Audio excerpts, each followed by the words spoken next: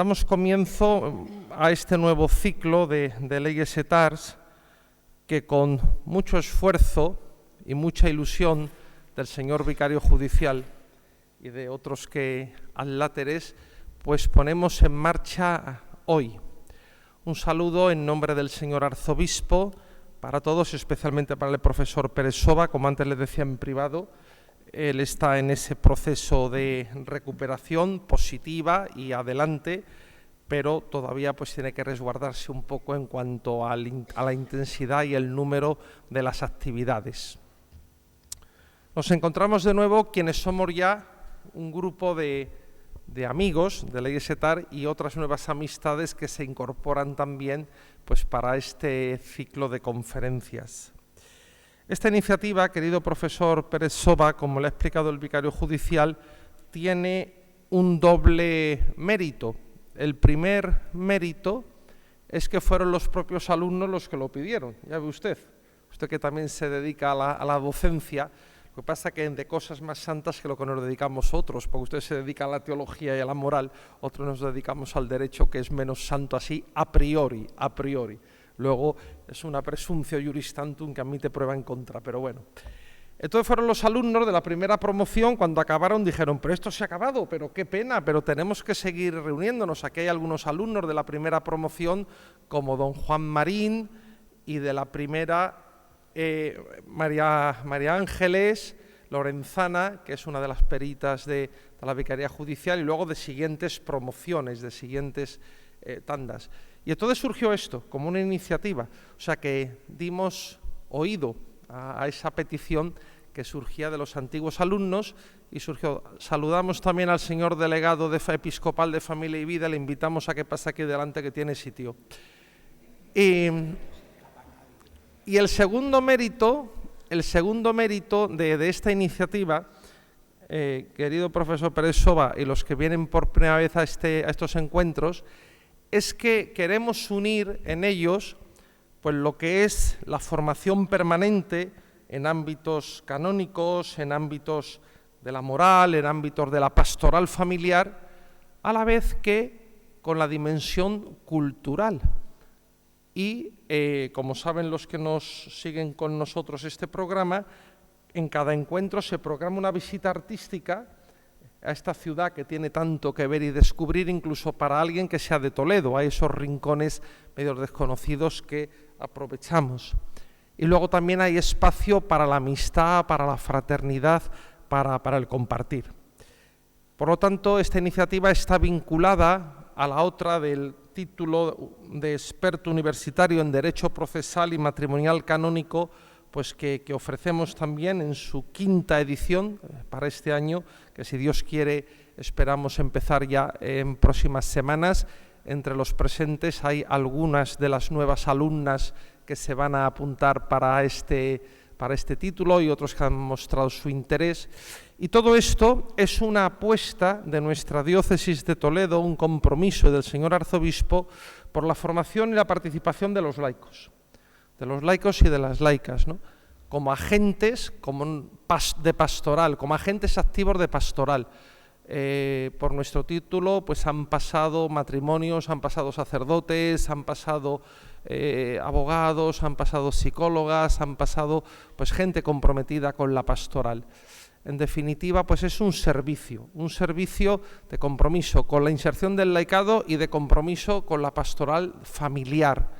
Este año en nuestro plan pastoral la familia tiene un objetivo prioritario. Por eso también el señor vicario judicial es el culpable de que esté usted aquí. Él fue el que me dijo que como materia para este ciclo podía ser pues ese vademecum tan práctico y tan concreto que usted en colaboración ha escrito y ha coordinado. Y tanto el señor arzobispo como humildemente un servidor pues dijimos que nos parecía óptima la elección porque se vinculaba con lo que es el objetivo general del plan pastoral de este año, señor delegado de Familia y Vida, cuya delegación pues tiene un papel prioritario en este curso pastoral. Entonces, el profesor que nos acompaña hoy, don Juan José Pérez Soba Díaz del Corral, pues es joven, como pueden comprobar, ¿no?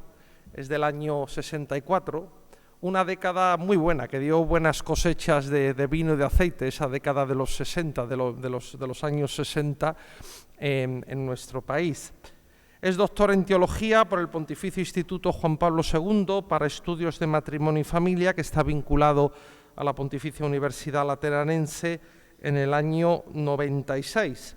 En esos años también andaba yo por la misma universidad, lo que pasa que en otra facultad, en otro instituto, en el Instituto Utrunque Ius. Su tesis es La interpersonalidad en el amor, la respuesta de Santo Tomás, es su tesis doctoral en dicho instituto. Es catedrático de Teología Moral Fundamental de la Facultad de Teología San Dámaso de Madrid, profesor ordinario del Pontificio Instituto Juan Pablo II para los estudios del matrimonio y familia.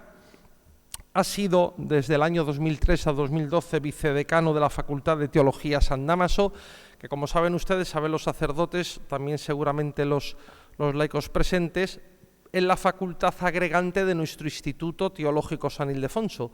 Los títulos que expide el Instituto Teológico son de la Facultad de Teología, y ahora el profesor Pérez Soba me decía que él había tenido, pues conocía muy bien ese proceso de agregación porque le tocó siendo precisamente vicedecano de dicha facultad. Es miembro del Consejo de la Subcomisión de Familia y Vida de la Conferencia Episcopal Española desde 1998.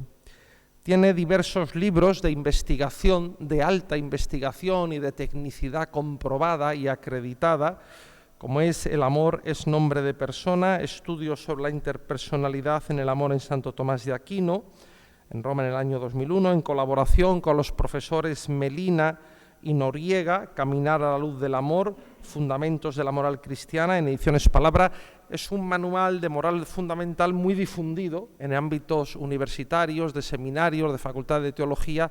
Me consta, aunque no soy del terreno de la moral, me consta que es un manual muy trabajado y muy difundido. Tiene otro libro también, El amor, Introducción a un misterio, editado en la BAC, en la colección Estudios y Ensayos de Teología, en el año 2011. Otro libro también en el año 2014 en esa misma colección de la BAC, Creer en el amor, un modo de conocimiento teológico. Y el más reciente, en el año 14 también, La pastoral familiar entre programaciones pastorales y generación de una vida, en BAC Popular en el año 2014. Aparte de un montón de artículos de investigación sobre temas morales en revistas especializadas y participación pues, en decenas y centenares de congresos, de simposios, con ponencias, con conferencias. Yo le pedí al profesor Pérez Soba que me mandara un currículum y él fue tan humilde que me mandó ya un resumen resumidísimo, porque si nos hubiera mandado su currículum extenso hubiéramos estado aquí media conferencia. Como ven ustedes, por la selección bibliográfica, el profesor Pérez Soba no solamente se ha dedicado y se dedica a la reflexión teológica, digamos, especulativa, sino que ha buscado también esa concreción en el ámbito de la pastoral, en concreto de la pastoral familiar, que es lo que representa también pues, esa especificidad y esa singularidad de cuyo también es testimonio el libro que nos vamos a estudiar durante este curso y que nos va a acompañar. Entonces, bueno, pues antes de darle la palabra, profesor Pérez Soba, el señor vicario judicial también va a hacer una pequeña introducción. Un poco porque la génesis de este curso específico de Lege Cesar, que no es como los otros años anteriores en los que hemos tenido diversas materias. Evidentemente, e incluso las visitas artísticas tienen este año una intencionalidad que también quiero explicar, al menos brevemente. Fue ya por abril, más o menos, cuando me tocó estudiar un libro sobre la investigación prejudicial de un profesor de Navarra que además es vicario judicial en Chiclayo. Es un libro muy técnico, canónico, pero que a pie de página cita este libro que ahora nos va a comentar el profesor Pérez Soba, cosa que yo rápidamente lo intenté buscar. Pero curiosamente en ese libro hay partes que se cita expresamente como ejemplo de una pastoral familiar de acompañar, discernir e integrar a la diócesis de Toledo. Y se cita todo el plan que tiene la delegación pastoral en desplegado con todos los proyectos, sobre todo en matrimonio en fragilidad, debilidad, cosas así. Cosas que nosotros tenemos más o menos aquilatadas. Volviendo a los capítulos 8 de Amor y Leticia y lo que dice la regla de procedimiento del motu proprio mitis judes, yo empecé a hablar, a hacer el cocido y empezar a echar los garbanzos con gente que está aquí hoy expresamente invitada a que viniera a esto, ¿no? Y ya en Fátima, con el encuentro de matrimonios que tuvimos todos los años que tenemos de familias allí con el arzobispo, yo con algunos matrimonios de los que estáis aquí presentes hablé de este tema. Porque, además, este tema, fijaros, estamos estudiándolo como formación permanente todos los sacerdotes de la diócesis. Ayer tuvimos la primera charla, que es el resumen que ahora mismo va a dar el profesor con nosotros, con todos los sacerdotes sobre este tema. La semana que viene iremos a otra vicaría, don Jesús Martín también me está ayudando, y a lo largo del curso este tema se va a ir desarrollando. Por eso las siguientes charlas van a ser sobre los diferentes capítulos de los que nos va a hablar el profesor ahora, y no hay ponente, porque lo que se trata es de que nosotros caminemos más una actitud pasiva. En las próximas charlas que tengamos de Lege Cesar vamos a trabajar todo, vamos a intentar tener debate y vamos a intentar discutir y hablar entre nosotros, y los ponentes probablemente seamos nosotros los que preparemos la discusión, ¿no? Y además esto se engrana también, pues eso de la visita artística, que en esta ocasión va a ser los monasterios. Ya sabéis que este año intentamos implantar el proyecto Con un solo corazón, cosa que ya están haciendo muchas parroquias y que, bueno, en los medios de comunicación se puede ver el hermanamiento de cofradías, hermandades. Pues nosotros podíamos hacer también esto conociendo un poco la realidad de las comunidades religiosas. Realidad viva de una comunidad que vive y que es orante, que guarda un patrimonio, pero que también tiene repercusiones canónicas y que si os da, pues podemos tener un par de charlas sobre ese tema también, que también eso vale, ¿vale? Bien, ahí lo dejo, para que veáis que todo está dentro de un plan pastoral que está perfectamente coordinado y que este año se centra en la familia y que a nosotros nos va a tocar pues empezar a caminar a hacer el vademecum del que ahora el profesor nos va a hablar. Bien. Entonces quiero presentar un poco el libro que ha dicho que es el primer libro comentario de Amor y Leticia, porque ya salió justamente, Amor y Leticia sale el 19 de marzo y este libro salió en junio de ese mismo año, primero en italiano y luego se ha traducido ahora a 8 idiomas y por tanto es una propuesta de cómo interpretar el capítulo 8, porque se titula así el capítulo 8, acompañar, discernir, integrar. Entonces, el modo, yo explico cómo se ha pensado para entender el porqué. En primer lugar, lo que nos interesaba era la interpretación de Amor y Leticia en cuanto tal. Y por eso poner primero unos criterios para interpretar un documento que no es fácil, porque es producto de 2 sínodos, ha tenido un debate anterior y posterior muy grande, y por eso nos interesaba primero fijar los criterios de interpretación. Entonces, el criterio principal que tuvimos era triple. La primero era interpretarlo una interpretación integral, es decir, no coger partes, sino decir, tenemos que ver un documento coherente, lo cual no es fácil en un documento muy largo. Y por eso, ¿cuáles son los puntos fundamentales que iluminan a los demás? Porque de esa manera los puntos que pueden parecer más complejos quedan iluminados por los que son más fundamentales. En este aspecto, lo que nosotros nos hemos basado en 2 afirmaciones que pueden haber parecido como de pasada y en cambio les hemos dado una importancia central, que es cuando dice que toda la pastoral familiar es una pastoral del vínculo y cómo toda la espiritualidad matrimonial es una espiritualidad del vínculo. Entonces, son las 2 afirmaciones más fuertes que hay en el magisterio sobre el vínculo como realidad que define el matrimonio en cuanto tal. Por lo tanto, su contexto no es un contexto meramente jurídico, sino verdaderamente pastoral. Con lo cual, creo que la unión entre lo jurídico y lo pastoral está precisamente en entender el vínculo en cuanto tal. Ciertamente el contexto donde en Amor y Leticia aparece esta mención del vínculo se refiere fundamentalmente a la superación de algo que es el individualismo. Hay un planteamiento cultural en el cual la persona se la ve como un mero individuo, donde las relaciones son exteriores y meramente electivas. Lo que el Papa va a señalar con la pastoral del vínculo es preparar a las personas a que sepan vivir los vínculos como elementos fundamentales de su propia existencia, que al mismo tiempo son esenciales para entender la propia identidad. Entonces, eso es un punto que puede dar coherencia a todo el texto. De tal manera que cuando se trata de acompañar, integrar, discernir, es decir, ¿qué es lo que primero que hay que discernir? Pues discernir el vínculo. Es lo primero que pide.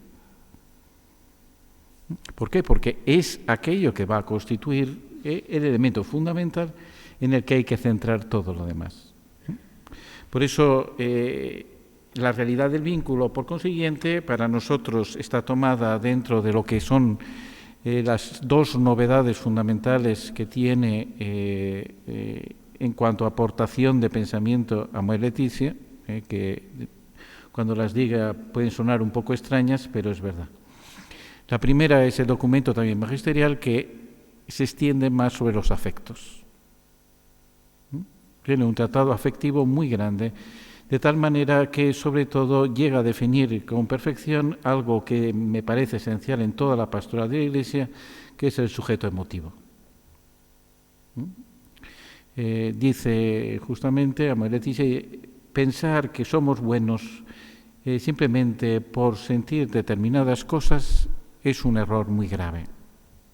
Esta es la definición del emotivismo, que va a ser el punto, se puede decir, como es el cáncer actual respecto del matrimonio. El Papa, nada más llegar al pontificado, el Papa Francisco, hizo esa entrevista a Espadaro, la entrevista que hizo Antonio Espadaro, sí, de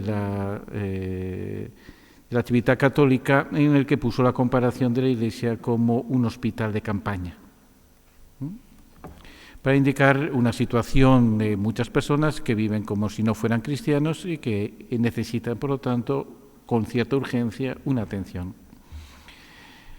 Esa realidad de hospital de campaña, dentro de lo que es la pastoral matrimonial, que el mismo Amor y Leticia lo aplica, queda claro que no es simplemente una enfermedad sin más, sino es una auténtica pandemia, una epidemia extendida muy gravemente. Entonces, ¿cuál es la mentalidad adecuada a eso? Como todo el mundo puede saber, cuando existe una pandemia, lo importante es entender el foco. O se sabe muy bien el punto concreto que hay que tratar, o los enfermos se multiplican, y aunque cuidemos mucho a los enfermos, se nos mueren todos. Y por eso el diagnóstico tiene que ser muy bueno, so pena de un desastre final. No basta tener buena intención. Esto va a ser un principio pastoral muy importante. Para ser verdaderamente pastores no nos basta tener buena intención. Tenemos que tener la ciencia suficiente para hacer un diagnóstico acertado que nos permita verdaderamente tocar el problema. ¿Cuál es el diagnóstico que hace el Papa Francisco? Que el auténtico virus es el emotivismo. ¿Eso qué es? El emotivismo, ante todo, es una doctrina moral que nace con George Moore, que es un profesor de Cambridge, que hizo en 1908 el famoso libro Principia Ética, en la cual quería definir el bien de un modo particular. Es un profesor de filosofía del lenguaje, y entonces aplica esa filosofía del lenguaje al análisis de la palabra bien. Y sus análisis conducen a esto. La palabra bien no significa nada objetivo, sino el sentimiento subjetivo que un objeto me despierta. Este es el principio del emotivismo. No es que el abortar sea malo, sino que yo tengo el sentimiento de que es malo. Ese principio, que niega por lo tanto toda objetividad al bien, es el que se ha extendido de una manera cultural y especialmente en el ámbito educativo anglosajón hasta dominar nuestro tiempo. En la medida que el sujeto emotivo ha sido central, pues el emotivismo en cuanto tal ha alcanzado una extensión enorme. La primera persona que lo analiza es Alastair McIntyre, en su libro Tras la virtud de 1981, cuando él analiza la crisis moral, no empieza a decir que las personas no hacen caso a las normas, sino se refiere a definir el emotivismo como las personas lo que hacen caso solo a sus emociones. Y esto es lo que experimentamos fundamentalmente de modo pastoral. Una persona, ¿por qué no va a misa? Porque no lo siente. Una persona, ¿por qué deja de rezar? Porque deja de sentirlo. Las personas, en vez de entender, yo voy a misa no para sentir, sino para encontrarme con Jesucristo. Y no hay ningún otro lugar donde yo me puedo encontrar más con Jesucristo. Dejan de encontrarse a Jesucristo porque no acaban de sentir a Jesucristo. Esto es un problema pastoral muy grave. Esto, a nivel del vínculo, el vínculo deja de ser una realidad que sustenta la identidad para ser simplemente una emoción que yo siento. Y en la medida que dejo de sentirla, no existe. Este es el problema fundamental. Entonces, atendiendo a esto, se puede ver como la realidad que la Iglesia tiene, primero es un desafío enorme.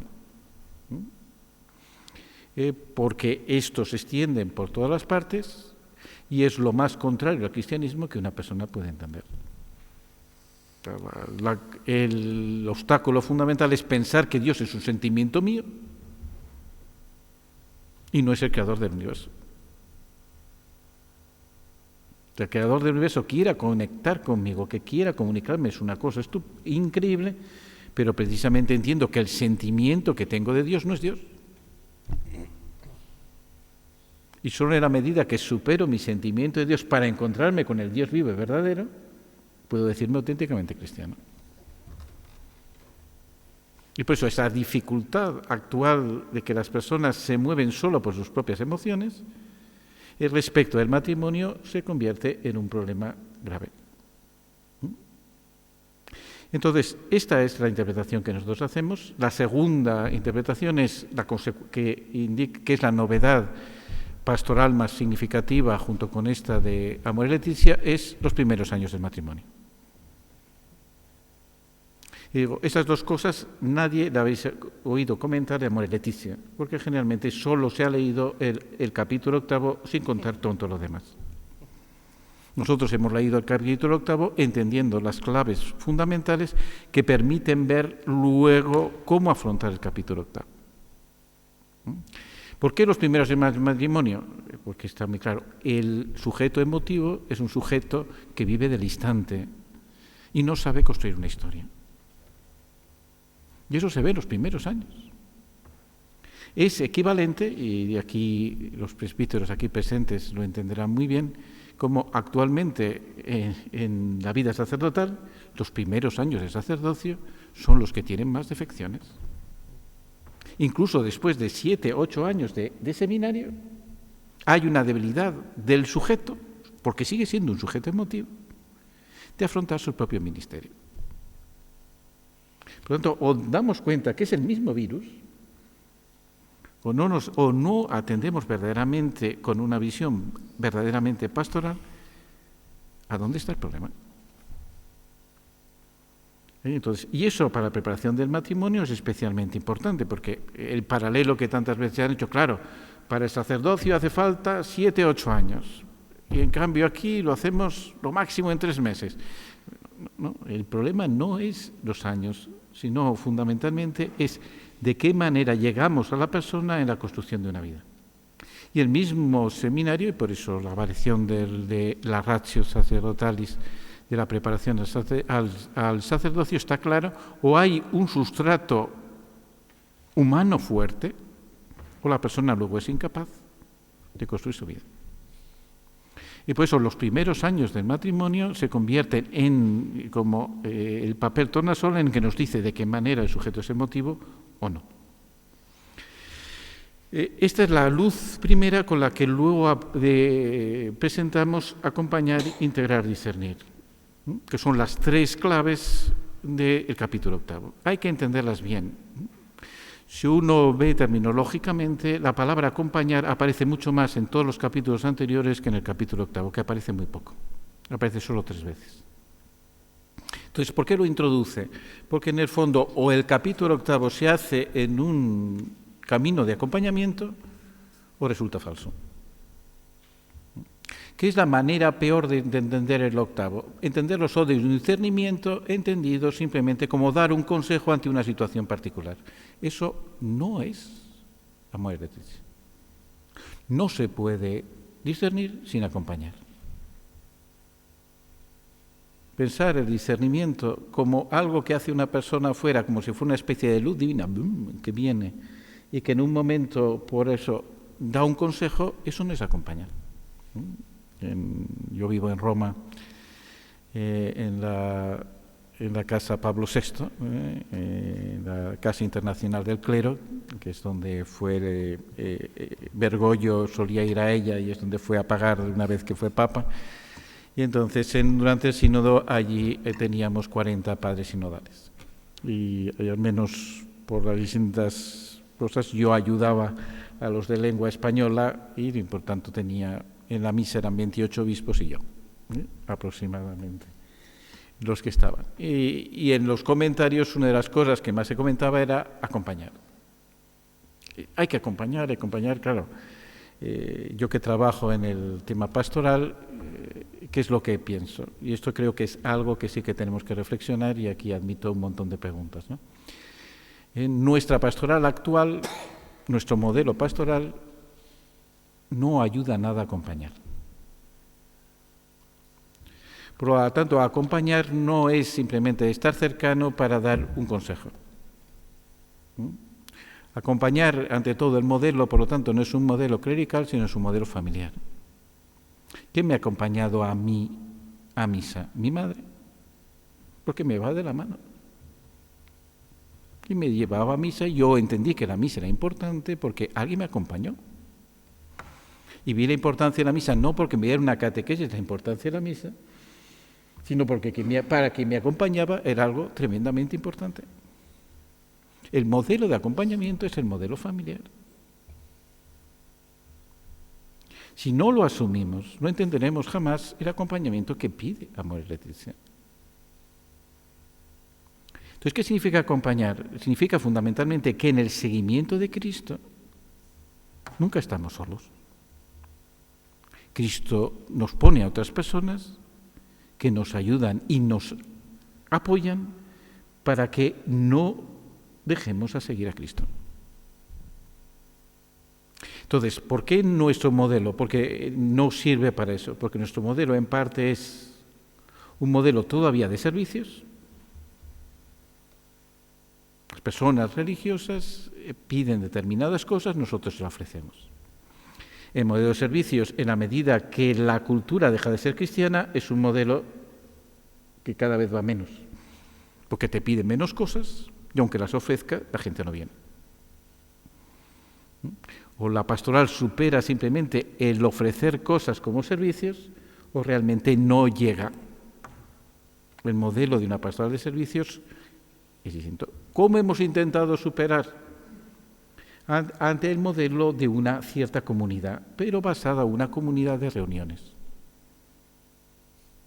Y por eso una pastoral centrada en servicios y en reuniones no tiene tiempo para acompañar. Y esto es una carencia enorme de nuestra pastoral. Acompañar significa, y eso lo entenderéis muy bien referido a los primeros años, que es lo que suele ser más terapéutico a un matrimonio con problemas. Más que una charla es tener una cena con otro matrimonio y cuando comentan los problemas ven que son exactamente los mismos. Y que para uno se ahogan y que los otros lo que le transmiten es, mira, esto es el pan nuestro de cada día. Con lo cual entiende no solo que puede vivirlo, sino que hay una persona que le va a ayudar. Esto es acompañar. Entonces el capítulo 8 es un capítulo complejo, en la redacción muy complejo, y dentro del proceso de los sínodos, porque también tiene una terminología detrás que yo quiero comentar. Al fin, ¿por qué? Porque trata situaciones irregulares. Durante el sínodo, sobre todo el sínodo de 2015, esa palabra irregular se intentó quitar, porque sonaba mal. Y entonces empezaron a hablarse, y aparece en la relatio del sínodo del 15, situaciones complejas. Claro, cuando salió esto a mí me dio un poco la risa, perdonad que lo diga así. Por una razón, dice, porque yo veía, digo, mi vida es muy compleja, tengo una vida bastante compleja porque estoy entre Roma y Madrid y tengo que entender unas cosas, pero no creo que es lo que quiera decir el sínodo que me tengan que entender. La complejidad no es la esencia de lo que quería hacer, pero me parece que tampoco es la irregularidad. Y por eso a mí me gustaba hablar de la debilidad. Ciertamente lo que hay que atender es situaciones débiles, pero que son no el centro de atenderlas no es porque sea irregular, sino ver la debilidad, que creo que es la diferencia entre la visión jurídica y la visión pastoral, pero que se pueden ver en una unidad. La visión jurídica tiene que ver si es irregular o no es irregular, y eso es una cosa que tiene que aclarar. Pero esto no basta para la pastoral. La visión pastoral no es solo regularizar las cosas, sino es atender situaciones débiles. Claro, dentro de Amores Leticia, en ese punto, una de las cosas que llamábamos la atención es cómo ciertamente los divorciados vueltos a casar aparecen prácticamente 5 números, en cambio de los separados fieles aparece 1 y pequeño. Parece que se atiende mucho más a una situación por ser irregular que por ser débil. Un separado que no está vuelto a casar, ¿qué ocurre? ¿No es irregular? ¿No lo tenemos que atender? Claro que pastoralmente es esencial atenderlo, porque tiene una debilidad que necesita acompañamiento. Desde la visión del acompañamiento se acompaña a la situación débil. Está claro, la lógica es esta. Toda persona necesita ser acompañada. Ningún cristiano tiene que estar solo. Las personas que son débiles necesitan más el acompañamiento. Pero precisamente el punto de acompañamiento ha de ser la debilidad más que la irregularidad. ¿Por qué insisto en esto? Porque creo que da una luz muy grande a Amores Leticia. Si esto es así, si uno se centra todo en la regularidad, ¿qué ocurre? Está la tentación clara de decir, mira, si entonces la regla la bajamos un poco, nos caben más personas. Es un poco la mentalidad. Qué duro ha sido Jesucristo que ha hecho el matrimonio indisoluble. Si hubiera hecho Jesucristo el matrimonio soluble, nos hubiera solucionado todo. No tendríamos problemas. Aquellos que tienen matrimonio soluble tienen unos problemas tremendos. La indisolubilidad del matrimonio no es una rigidez, es una gracia. Claro que es una don que ofrece a una persona débil. Esto es lo que ahora voy a reflexionar. Pero entendemos que o es la gracia de la alianza nueva con Dios, o tenemos siempre la tentación de, no, si hacemos la regla más flexible, hay menos casos irregulares. Claro, Mites Judex, que está en una conexión total con Amores Leticia, salió pues eso, un mes antes del sínodo del 2015, pues la idea fundamental es que haya una atención verdadera a estos casos en la medida que son muchos y facilitar, por lo tanto, también la atención a ellos.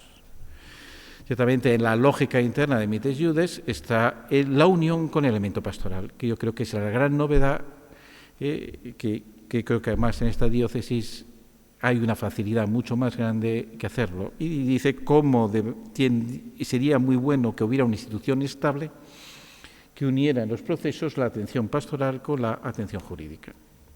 Algo que normalmente no conozco ninguna diócesis que lo haya establecido en cuanto tal, a pesar de ser una recomendación muy fundamental de la Mites Iudex, ¿no? ¿Qué significa? Acompañar los casos. Entonces, en esto voy a proponer un modelo que creo que ayuda mucho a hacerlo. O sea, la dificultad pastoral respecto al matrimonio es que las personas entendemos que se casan con una disposición bastante inadecuada. Creo que, en concreto, los puntos fundamentales de esa mala disposición es se casan todavía con una mentalidad adolescente. La adolescencia actualmente sabemos cuándo empieza de edades muy tempranas, pero no sabemos cuándo acaba, porque desde luego ahora cualquier, a diferencia de hace 20 o 30 años, cualquier universitario es un pleno adolescente. Entonces se casan adolescentes, lo cual supone una dificultad grande de plantear un futuro, y se casan con una idea de amor romántico, que es precisamente ese emotivismo de pensar que el amor es simplemente aquello que siento en el momento. Entonces hay muchas personas que piensan que se casan porque se prometen su sentimiento.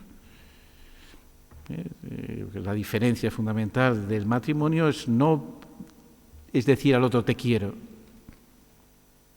Para decir a una persona te quiero significa primero analizar el propio afecto para entender si eso tiene la fuerza suficiente para que para la otra persona sea significativo. Si te digo te quiero para un rato, no te estoy diciendo te quiero, te estoy diciendo otra cosa muy distinta. Decir a una persona te quiero de verdad supone, por lo tanto, también encontrar cómo decírselo. Y generalmente no bastan las palabras, requiere algún gesto que lo haga verdaderamente significativo para decir, esta persona no solo me dice una palabra que se lleva el viento, sino está poniendo algo de sí para que aquello que dice sea verdadero. Entonces el matrimonio, en cambio, dice, sí quiero. ¿Qué están diciendo? Están diciendo que sí a un plan de Dios. No están diciendo que sí a su sentimiento. Y por eso es diverso. Sí quiero al otro dentro de un plan de Dios. Esa realidad que simplemente aclara afectivamente lo que está haciendo ese sujeto emotivo, el sujeto emotivo generalmente no lo entiende para nada. A veces la misma preparación al matrimonio no incide suficientemente en ese punto. Entonces entendemos que muchas personas se casan con una disposición insuficiente. ¿Qué podemos hacer? Acompañarlas. Este es el punto fundamental. ¿Cuál es el paralelo mejor? Los primeros cristianos. Para entender nuestra posición del cristianismo en la actualidad tenemos que tener como modelo el cristianismo que se desarrolló en una cultura profundamente, al menos bastante anticristiana, como era la cultura pagana de los primeros cristianos, en los cuales los cristianos se sentían perseguidos y muy poco comprendidos. En cosas que eran como muy naturales. El cristiano no iba al circo, cuando todos iban al circo. El Circo Máximo en Roma tenía capacidad para 250.000 personas. Ríete de cualquier campo de fútbol. Todos los romanos libres estaban casi en el circo. Extrañamente, los cristianos son tan raros que no vienen. Deben de ser personas peligrosas. O sea, esa mentalidad de los primeros cristianos es en parte la nuestra en una cultura que ha dejado de ser cristiana. A pesar de todo, el cristianismo atraía, y muchas personas pedían el bautismo. ¿Qué ocurría con las personas que pedían el bautismo? Generalmente no estaban muy bien preparadas para recibirlo. Tenían toda una vida anterior en la cual el cristianismo les resultaba una exigencia excesiva para poderlo recibir. ¿Qué es lo que hizo la Iglesia? Acompañarles. ¿Cuál es la figura fundamental que ha quedado en la Iglesia de ese acompañamiento? El padrino. La figura del padrino es el que hacía las veces de padre. Que, pensando en el bautismo como una nueva generación, lo que hacía es como un padre que va acompañando a la persona para que pudiera verdaderamente ser cristiana y asumir lo que el cristianismo decía.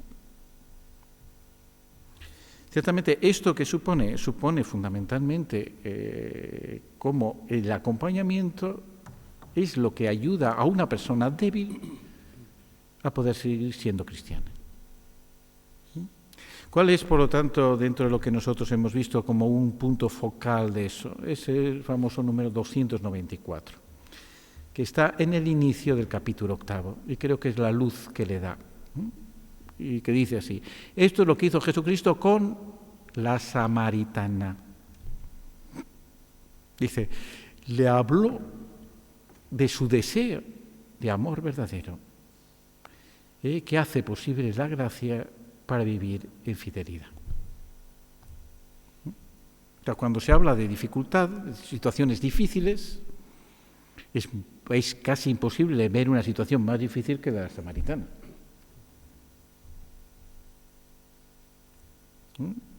Todo está en contra. ¿Qué es lo que hace Jesucristo? No habla directamente de la irregularidad. Ahí las irregularidades eran todas. Lo que habla es del deseo, del afecto. ¿Qué es lo que tenían en común la samaritana y Jesucristo? La sed. Toma eso, que ¿de qué sed tenía la samaritana? De un amor verdadero, porque la tiene todo el mundo. Y eso es lo que le permitió recuperarla. ¿Cómo? Encontrando el que es posible por la gracia para vivir realmente el amor esponsal.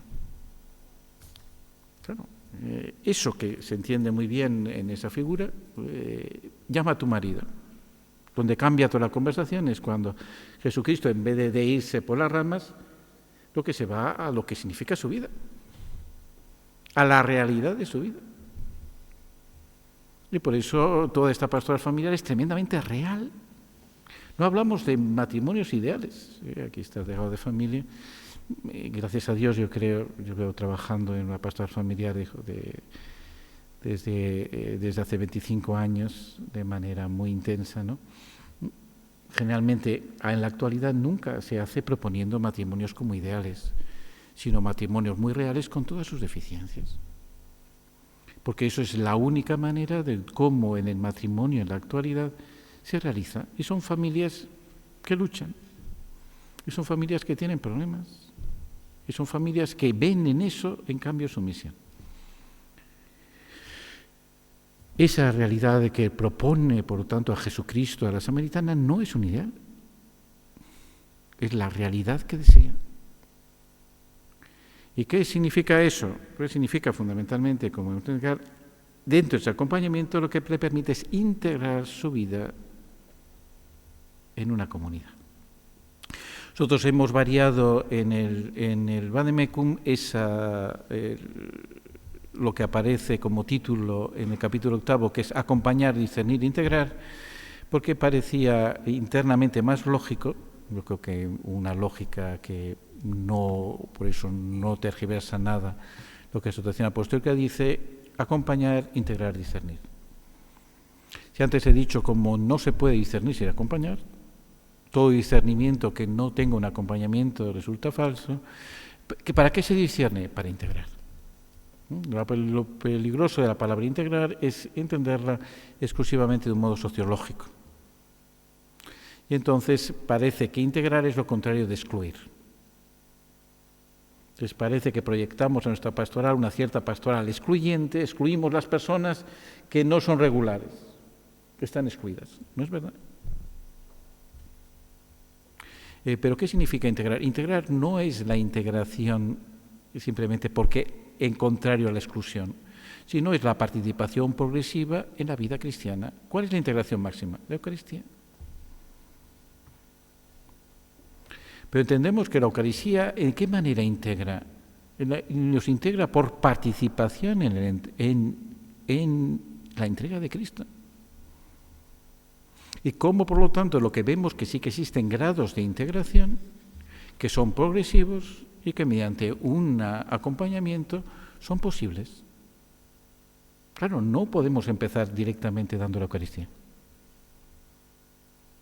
como si fuera el motivo de exclusión. No, hay que ver cómo la integración en una comunidad es una participación mayor y precisamente el fin de esta integración en la Eucaristía es que requiere las exigencias adecuadas para poderla recibir.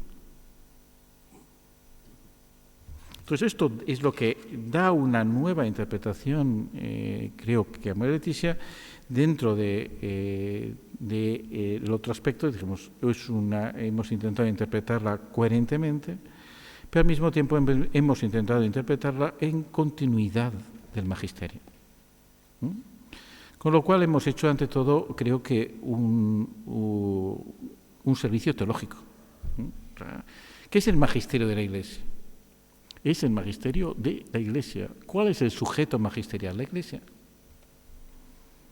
Es absurdo decir el magisterio de Juan Pablo II, el magisterio de Pablo VI, el magisterio de Benedicto XVI, el magisterio de Francisco, como si fueran magisterios diferentes. Hay un único magisterio,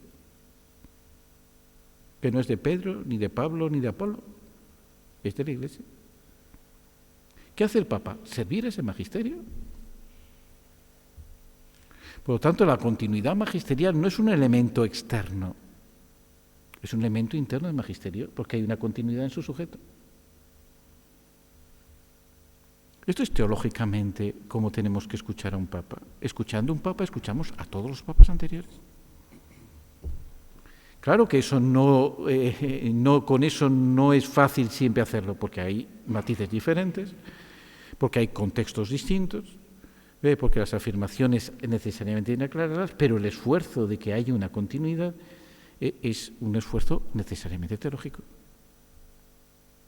Presentarlo, por lo tanto, como ruptura, como han hecho en ambas partes, algunos diciendo que el Papa Francisco es un hereje, otros diciendo que ya está totalmente superado Familiares Consorcio o Veritatis Splendor, me parecen posturas inadecuadas, que sí que rompen la Iglesia y lo que crean es una división muy grande en la Iglesia.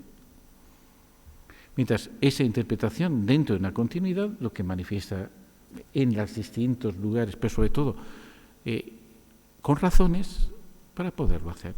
Y entonces me parece una cosa muy clara.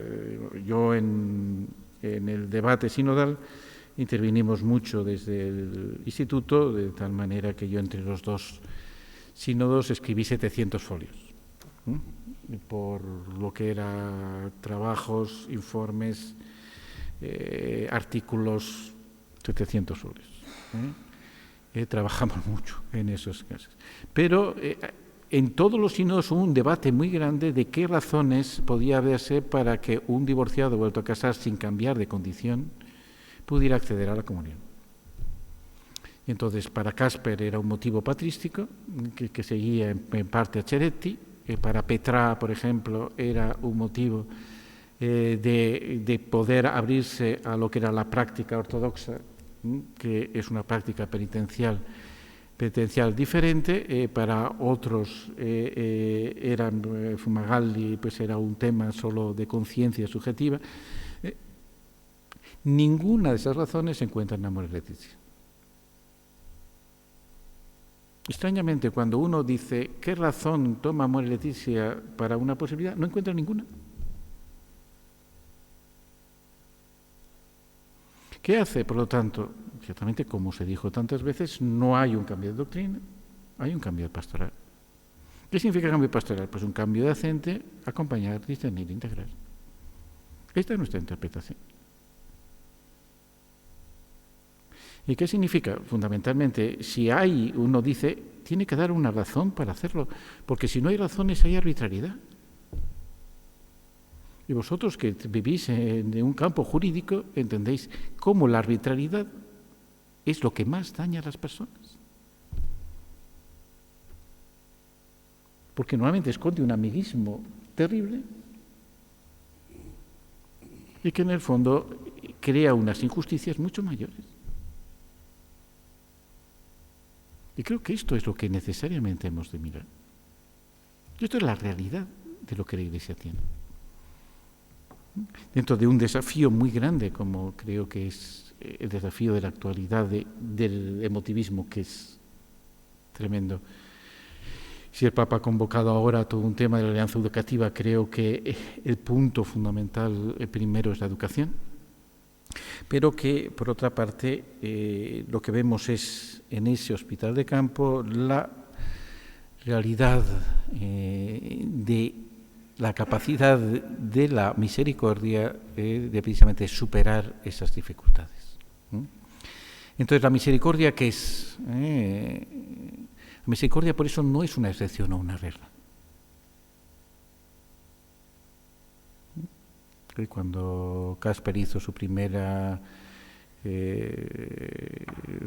relación en el consistorio del año 14, pues él al final ponía todas las posibles cuestiones de excepción. Ya podía ser excepción por la epiqueia, como excepción por un discernimiento espiritual que diera otro lugar, o como excepción por un motivo de conciencia, y al menos la respuesta que digo son cuatro razones totalmente distintas. ¿Cuál es la verdadera? ¿Por qué? Porque en una cosa la misericordia, como la ponía, que es ante todo la tolerancia, es la visión del que gobierna, que ve que una ley excesivamente dura y pone excepciones. La epiqueia, en cambio, era del juez, que tiene que aplicar la ley necesariamente, pero la aplica según su espíritu, lo cual es contrario a la tolerancia. El juez nunca puede ser tolerante. Tiene que tener epiqueia, que es distinto. ¿Y cuál es la visión de la conciencia? La del que actúa. Pues son tres razones absolutamente distintas. ¿Cuál es la que realmente interesa? ¿Por qué? Porque no puede ser cualquiera. No, lo importante es hacer excepción a una norma. ¿Cómo y por qué? Esto es lo que es importante para nosotros. ¿O existe una razón verdadera? ¿O estamos engañando a la gente? Y saber qué razón es lo que es verdaderamente importante. Entonces, la misericordia no es la tolerancia. Esto es la diferencia que existe entre la misericordia, como la entiende Aristóteles, de cómo la entiende la Biblia. Para Aristóteles, la misericordia es como el que gobierna siempre, en todo momento, puede hacer una excepción a la ley porque él es la ley. Y que por eso, ante un pueblo que puede entender una ley dura, él puede ser tolerante poniendo excepciones adecuadas a la ley. Y de esa manera se gana el afecto del pueblo. Es por lo que seguimos diciendo en la misa Kyrie eleison, que era lo que el pueblo aclamaba cuando entraba el soberano. Señor, ten piedad. No, ponnos algo que sea adecuado a nosotros. En cambio, la misericordia, ¿qué es? No es la del soberano que mira, es la del que se acerca y cura. Es la del buen samaritano. ¿Qué hace? Curar la debilidad. La tolerancia te sigue dejando débil. No ha solucionado el problema de la fragilidad.